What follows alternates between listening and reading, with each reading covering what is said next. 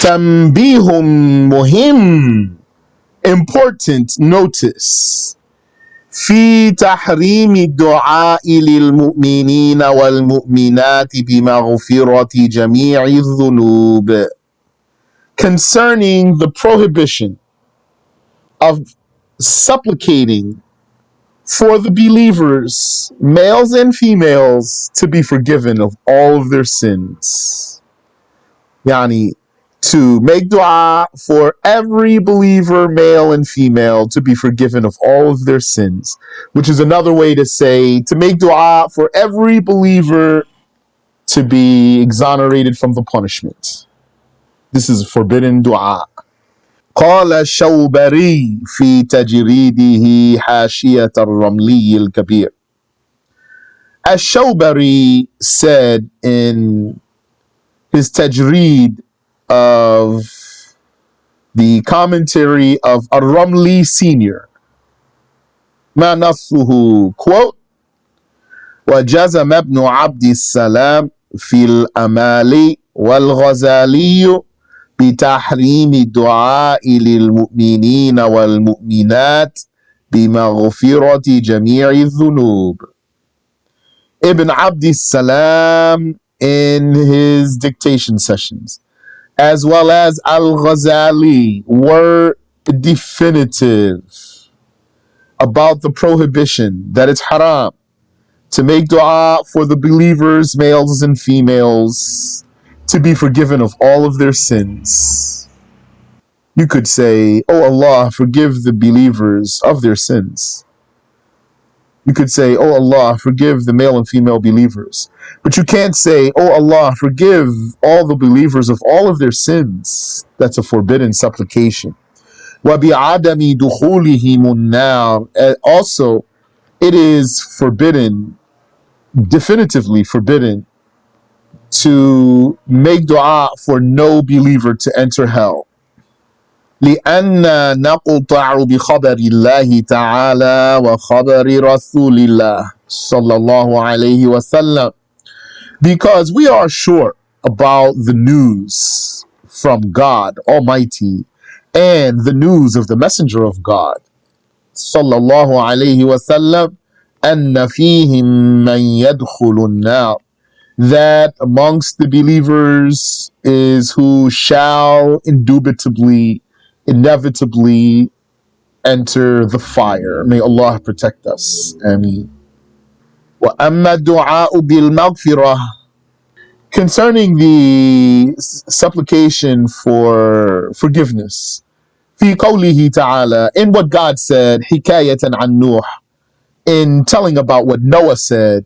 So concerning the supplication for forgiveness that Noah did, as God told us, that he said, رَبِّ اغْفِرْ لِي وَلِوَالِدَيَّ وَلِمَنْ دَخَلَ بَيْتِيَ مُؤْمِنًا وَلِلْمُؤْمِنِينَ وَالْمُؤْمِنَاتِ.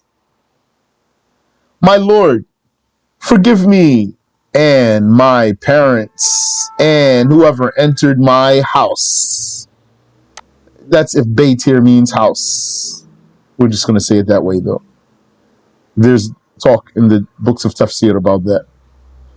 وَلِمَنْ دَخَلَ بَيْتِيَ مُؤْمِنًا, and whoever enters my house as a believer.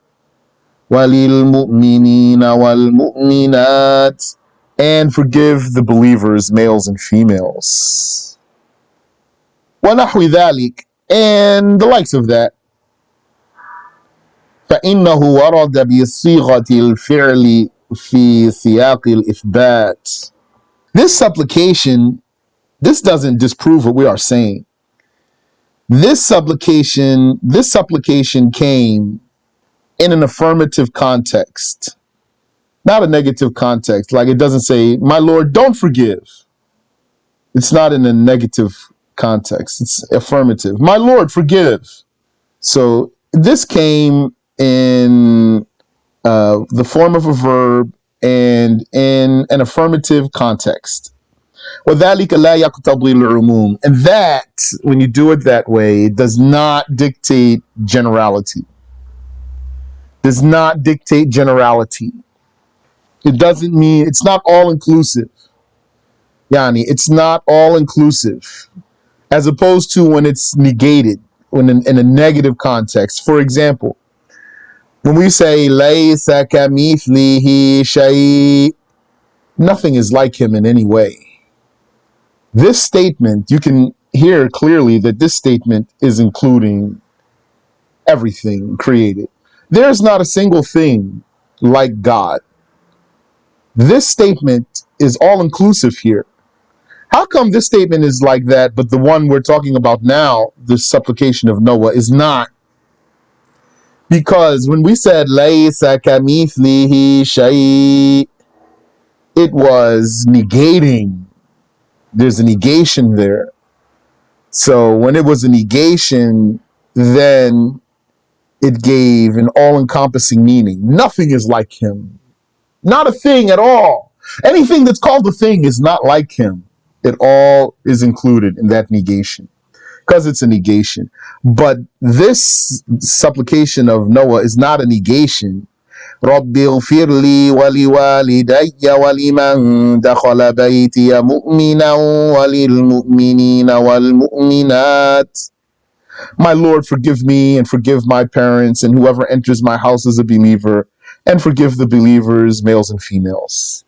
So it's not in a negative or negating context. So it's not all inclusive. That means the sentence itself is possibly restricted. It's possibly limited. It doesn't have to include every single sin, for example. My Lord, forgive me and forgive my parents, and forgive anyone who enters my house as a believer, and forgive the believers, males and females. That statement doesn't have to mean of all of their sins without a single one excluded. That's what the author here is saying. فإنه ورد بصيغة الفعل في سياق الإثبات. That's the meaning of this sentence here. This supplication of Noah came in verbal form as a verb, but in also an affirmative context, not a negative context. So those words sound really fancy there. But by the examples, it should be easy for you and relatable for you. Let's say, for example, you said, I am not looking for anyone. So that's a negation. I'm not looking for anyone. So that sentence is clear for you that it means there's not a single one that I'm looking for. Anyone who's a someone, I'm not looking for that one. That's the meaning of I'm not looking for anyone. But if you said, I'm looking for someone, that doesn't mean I'm looking for everyone. If you said, I'm looking for someone, so it's affirmative, it's not negative. Does that mean I'm looking for everyone? No, it doesn't. Because when it's affirmative and it's indefinite like that, it's not all inclusive. As opposed to when you have a negating statement and it's indefinite, then it will be all inclusive. So if that's not clear for you, let me know, please. So that's why the author says here, وَذَلِكَ لَا يَقْتَضِي الْعُمُومِ. Such a sentence does not dictate absolute generality. لأن الأفعال نكرات, because verbs are indefinite. Verbs are indefinite. Yani, they need something to come with them to specify them. You wouldn't say, for example, sat, S-A-T, sat, only. It's not good enough.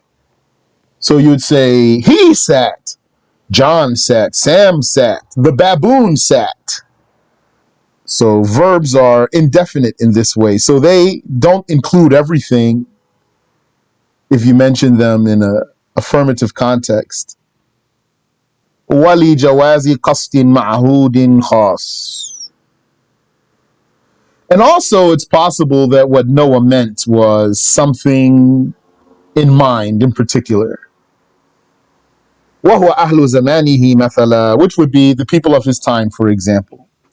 Intaha. So in other words, simple terms here, the supplication of Noah is not evidence against what we are saying. You cannot ask Allah to forgive all of the believers of all of their sins.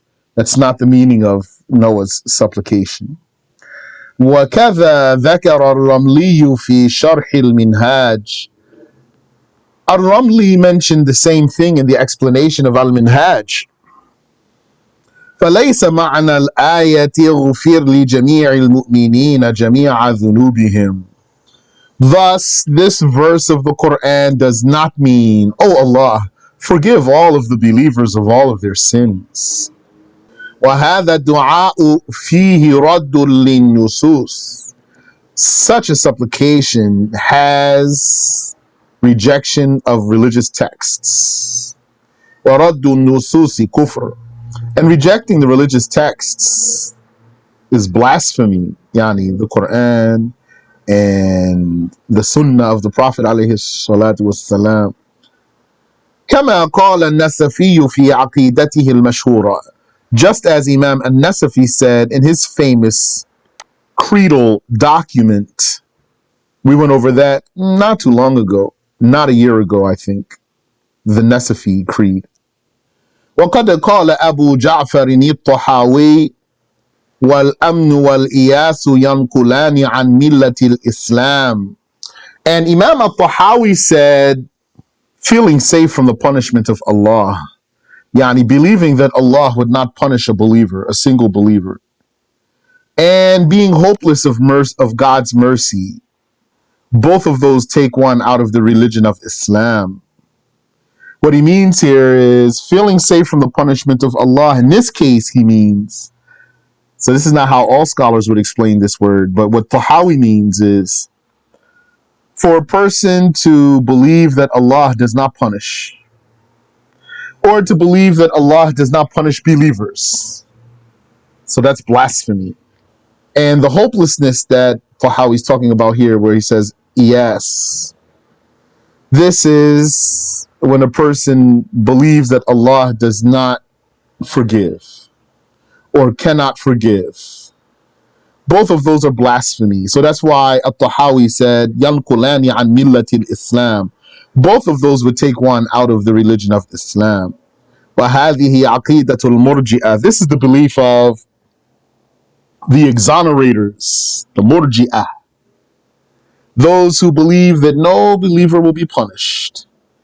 وَهُمْ مِنَ الْكَافِرِينَ. Those people are disbelievers. مِنْ أَهْلِ الْأَهْوَاءِ. They are heretics who are affiliated with Islam. وَذَلِكَ لِقَوْلِهِمْ لَا يَضُرُّ مَعَ الْإِسْلَامِ ذَنْبٌ كَمَا لَا تَنْفَعُ مَعَ الْكُفْرِ حَسَنَةٌ. And that's because they said a sin is harmless when one has Islam, when you're a Muslim. A sin is harmless when you are a Muslim. Just as a good deed is useless when you are a disbeliever. They said the sin is harmless for a believer, like the good deed is useless to a disbeliever. That's blasphemy, the first part. It's true that the good deed is useless to the disbeliever in the afterlife, but to believe that a sin does not harm a Muslim, meaning that he won't be punished for it, that's blasphemy.